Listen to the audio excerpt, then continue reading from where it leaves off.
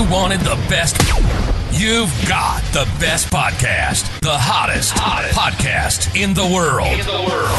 The Chris Voss Show, the preeminent podcast with guests so smart you may experience serious brain bleed. The CEOs, authors, thought leaders, visionaries, and motivators. Get ready. Strap yourself in. Keep your hands, arms, and legs inside the vehicle at all times, because you're about to go on a monster education roller coaster with your brain. Now, here's your host, Chris Voss. Hi, folks, it's Voss here from the ChrisVossShow.com. Ladies and gentlemen, the earliest things that makes it official. Welcome to 16 years and 2,500 episodes of the Chris Voss Show. We've been doing this so long, our arms are tired. We just flew in. Anyway, guys, refer the show to your family, friends, and relatives. Go to goodreads.com/Chris Voss, LinkedIn.com/Chris Voss, Chris Voss1 on the TikTokity, and Chris Voss, Facebook.com. Or Facebook.com/Chris Voss. You know where we are. Just go find us. Opinions expressed by guests on the podcast are solely their own and do not necessarily reflect the opinions of the host or the Chris Voss Show. Some guests of the show may be advertising on the podcast, but it is not an endorsement or review of any kind. And hey, guys, we have an amazing young man on the show. We're talking about his amazing novel. It is called Oasis 4. Out on paperback, hardcover, and Kindle. June 27th, 2024, Dale Chamberlain will be joining us on the show. He'll be talking to us about his book, his collection of stories, and why you can find this as an entertaining read and maybe learn some things. I don't know. Space and science fiction used to be the things I used to enjoy. I used to read a lot of Alan Dean Foster when I was a kid. So there's something about space and science and fiction. So we're going to get into it. Dale isn't just an author. He's a storyteller who connects with readers on a profound level. His latest masterpiece, Oasis 4, is a testament to his gift for crafting rich narratives that whisk readers away to fantastical realms. Whether it's sci-fi or fantasy, Chamberlain's stories have a universal appeal.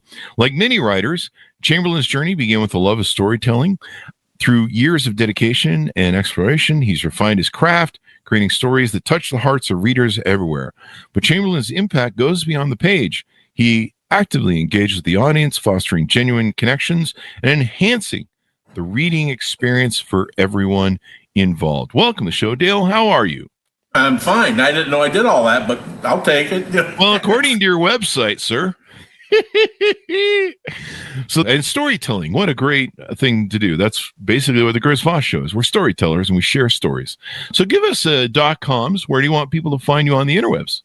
DaleChamberlainBooks.com. So give us a 30,000 overview. What's inside your book, Oasis 4? Oasis 4 it's actually a collection of short stories. It revolves around a space station called Oasis 4, which is a space station owned by a corporation, and it's at a crossroads between trading routes between planets. And because of where they're located, it's a legitimate company, but that sort of thing attracts a lot of less than legitimate business.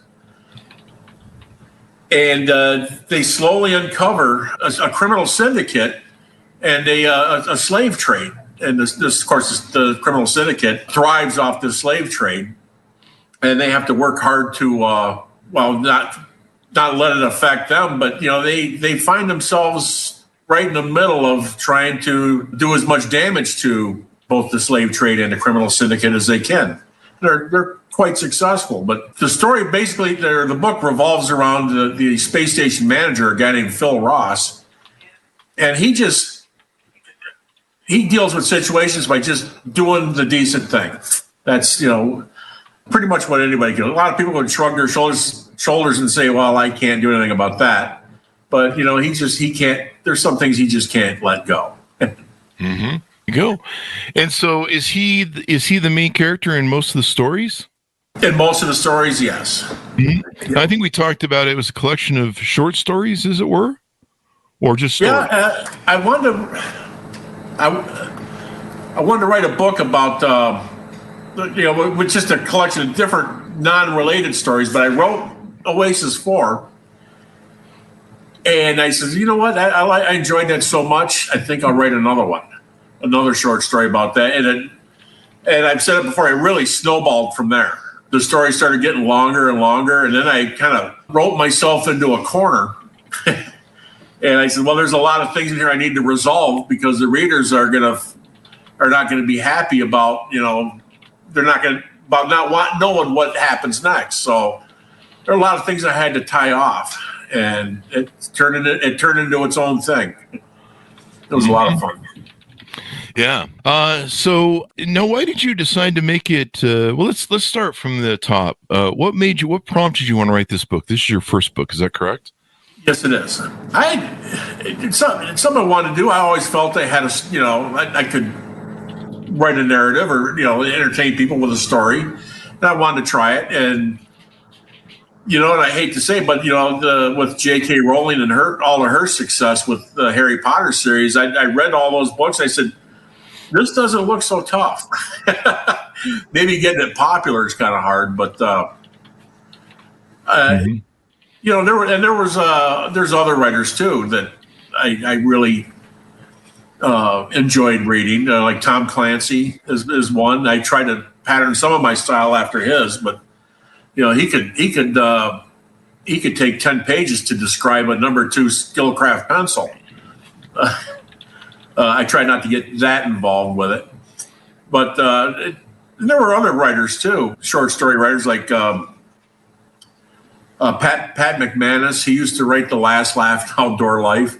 He's one of my favorites. He was the master of the short story and the humorous narrative.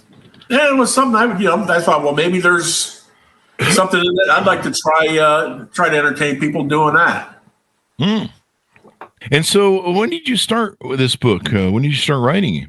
Oh, it was way before COVID even. Oh, really? Oh, yeah. In fact, it's kind of funny. There's one place in my book where they talk about a pandemic, a planet going through a couple pandemics. Oh, boy. And that was before COVID. So I hope I didn't give anybody bad ideas. But I think it's your fault. We can probably blame COVID on you. A lot of stuff can be blamed on me, so I might as well. I talked to your wife. That's true. No, I'm kidding. I don't even know if you're married. I am not. Usually wives keep a list, so you're probably better off then. So the list of everything you've ever done wrong. Marriage jokes, folks. Don't write me. But what attracted you to science fiction? I mentioned at the beginning of the show that I was attracted to as a child. I loved reading Alan Dean Foster books. I can't think of some of the other authors that I read, but boy, I really love science fiction. I used to eat it up. And I've always enjoyed, of course, grew up on Star Trek, and Star Wars came out when I was a teenager. So that I wouldn't conflate the two. They're just, in my opinion, two different genres. One is fantasy, and another one is more based in science. Mm-hmm. But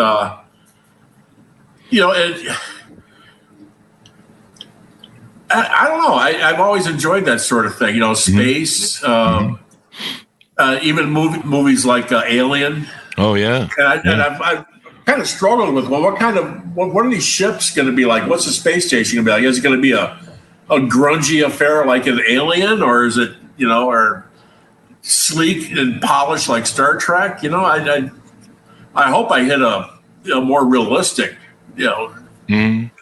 Did you have any pointy ear people in the book? No, I'm just doing Spock jokes. Most people are built like us. Some have extra fingers. There's one race they run into. They actually look like pre-adolescents. Really? But they're full-grown people. But you can mistake them for someone that's 10 years old. I think I see that on Twitter every day. That very well could be. A lot of kids will surprise you. But, we do a lot of Twitter callbacks on the show. Yeah, there's a couple of species that are really unusual, and others that are more like humans. You can tell them apart, but easily mistaken for humans if you're not careful. Well, the humans are usually the weirdest ones, Well, yeah, in my opinion. Well, in a lot of science fiction. The humans they're kind of weak, and they have to be, the aliens are aggressive and have superior weapons. And in my book, it's the aliens that go, okay, just note to self, leave humans alone, Yeah. we're definitely not the weak sister in that crowd. That's kind of a change, it's kind of refreshing. So now, do the stories in the book that kind of stand by themselves, do they still revolve around the same character's perspective, like Yes. first person, or do they maybe work with other characters like their perspective? I think. No, they work on their own, their own perspective. As the story is laid out and told and stuff. Yeah. What were some examples from the book? Maybe some anecdotes. Can you pull some anecdotes that maybe some of the content you put in the book, or maybe some of the reasoning you put behind some of the scenarios you built and why you built them that way? Well, there's a couple instances where the Phil Ross, the manager, I wanted to get him in a spacesuit outside the space station, and I had to come up with a scenario where him and a maintenance technician had to don spacesuits and go out and retrieve an artifact from the outside of the space station.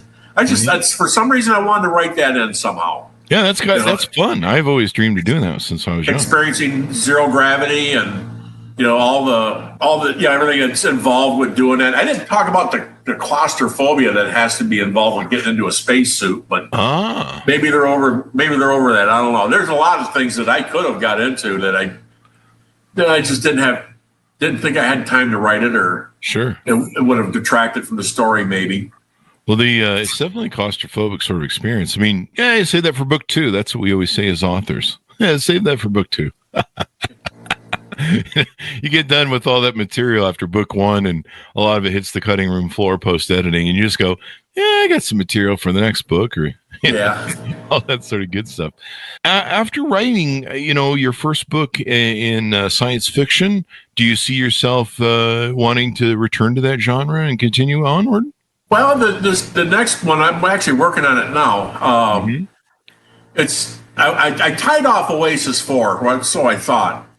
And I thought, people have been asking me, well, how is there going to be a sequel to that? And I said, well, the characters are pretty much, I've got to where they're going their separate ways. I said, well, maybe there's a way I can use the Oasis 4 universe.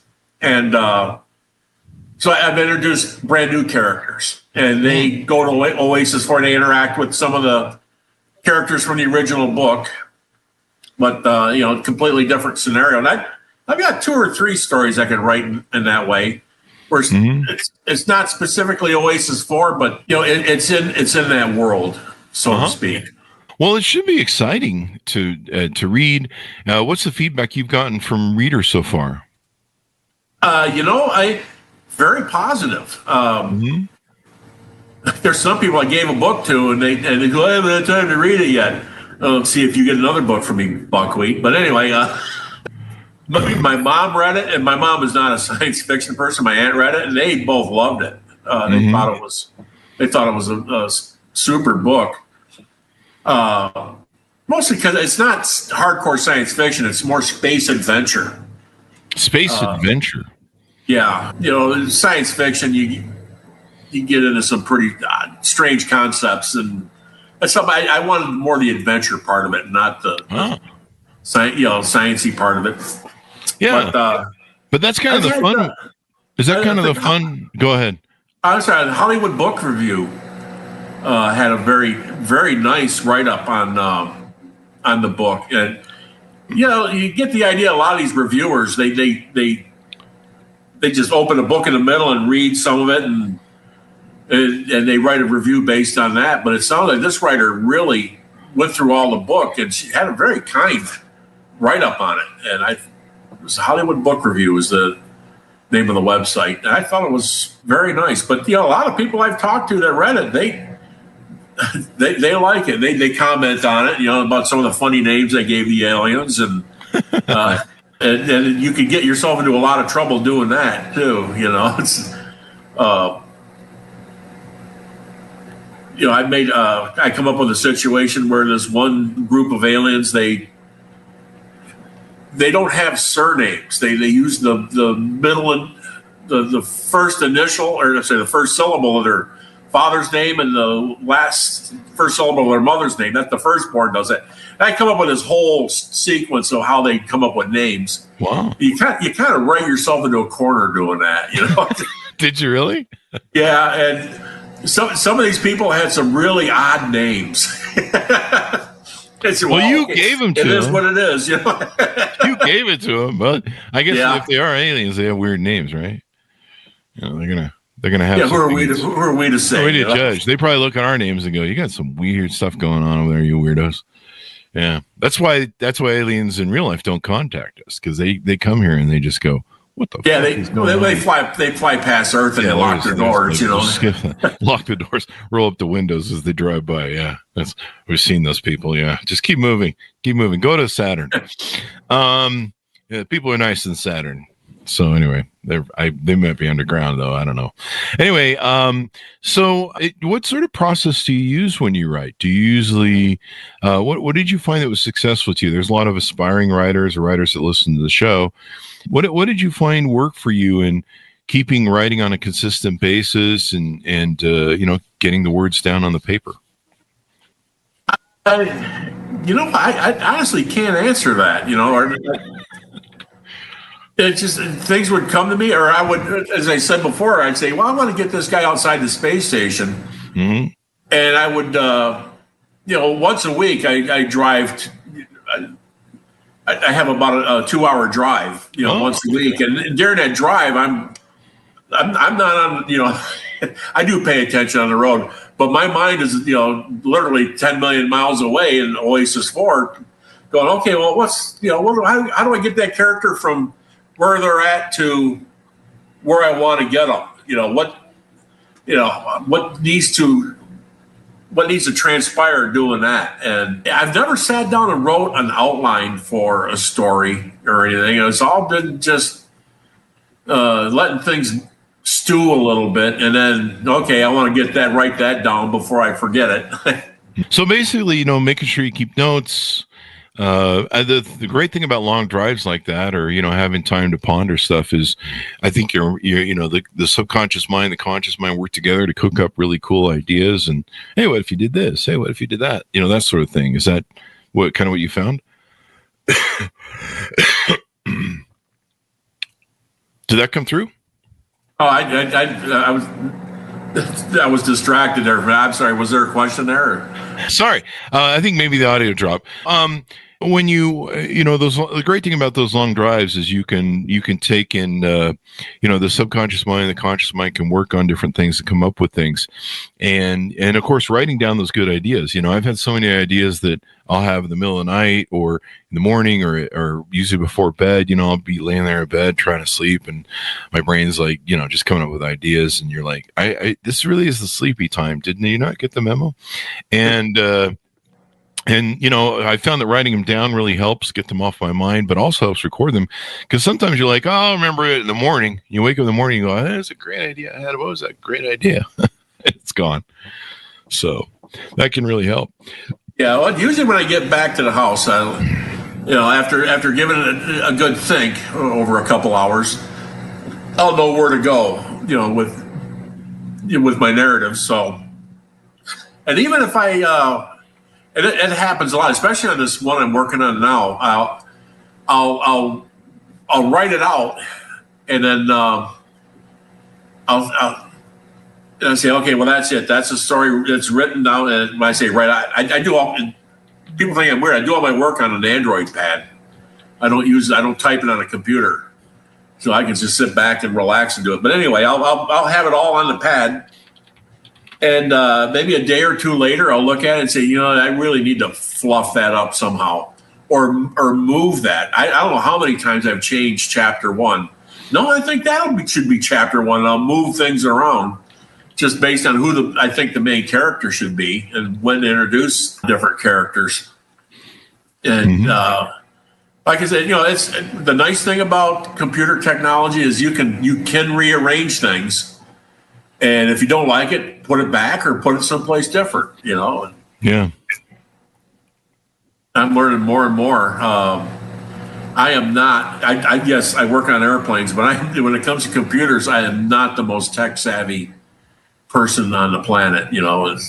But luckily, I'm working a flying club where half our members are computer engineers, so I can get help there.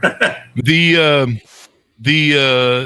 in writing the book, was it hard to find a publisher? How did that work out for you in trying to get it published? I kept hearing advertisements for Page Publishing in Pennsylvania on the radio, and I thought, maybe I'll give them a try. And I sent them the manuscript, and they said, "Yeah, we could take this project on." So really, that wasn't difficult in the least. Of course, there's a lot of things they don't do. They'll put out a press release and they'll let Amazon know that the book is out there. But they help with editing, and I've had more arguments with editors. Editors, no, you have to say the. I don't want to put the word the in there. Have you ever heard an aircraft controller talk? In the book, that's the way the station controllers talk. That clipped speech, and a lot of things that this person's in tears reading the book. They're just so frustrated. But no, I really know what I'm talking about here. Yeah. It's pretty wild, all the stuff that's out there. And with science fiction, you kind of have an endless palette of different things you can do, because all of it's really creative, right? If you write something here that's kind of about, I don't know, humans and life, you're kind of stuck in a box of what it is, unless you maybe, I don't know, write about the future of humans, and that kind of becomes science fiction. But with science fiction, you can make up aliens and spaceships and scenarios, and you can kind of utilize, the endless reaches of space as your it's hard to come up with a fresh new idea, because all the really cool ones have been taken. Yeah. Well, what is that old thing that all the good stuff gets repeated anyway eventually? That's true, but you want to be, you don't want people thinking like, yeah, he did it. I saw that Schwarzenegger movie. Yeah, me too. Yeah, you don't want to rip people completely off and kind of create your own lane. But I think that's where, developing characters and stories and kind of making it to kind of your genre. Like a lot of great authors, you can, when you read them, you can be like, I know who wrote this, kind of sort of thing. I imagine you can pick up on Stephen King or Alan Dean Foster. I imagine, I don't know. But yeah, there's kind of a fingerprint, I think, that you have in the art after a while. People might use. Like I said, there are authors that I really admire that you try to say, I want my book to read a lot like his, And, do you have a favorite science fiction or a few favorite science fiction authors? Not really. I'm not. In our family, I wasn't the sci-fi guy. Really? Wow. Yeah, I really did not have I enjoy science fiction movies more than anything, but I've got a small collection of sci-fi movies from like the 50s, which were like Forbidden Planet and things like that. Which, if you look at them now, and it's like that for the 1950s, that was really cool, and a lot of concepts that were kind of out there. Yeah. It's so movies may have been the biggest thing. Like you said, Star Trek and Star Wars are kind of your influence.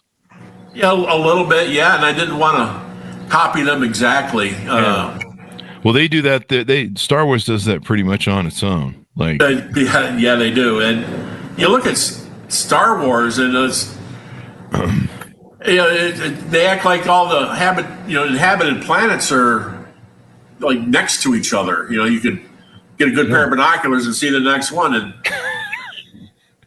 it's really not that way. Yeah, it's real life. It's I don't know what kind of distances you would have to travel to find another planet that would support life. A really long distance. Like many thousands of light years away. And So like I said, Star Trek, gigantic spaceships blasting away at each other. And I don't know. It sounds kind of, that sounds way out there to me. Yeah, totally out there.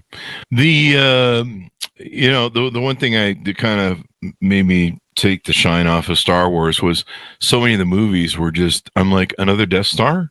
Really? We're blowing up another Death Star?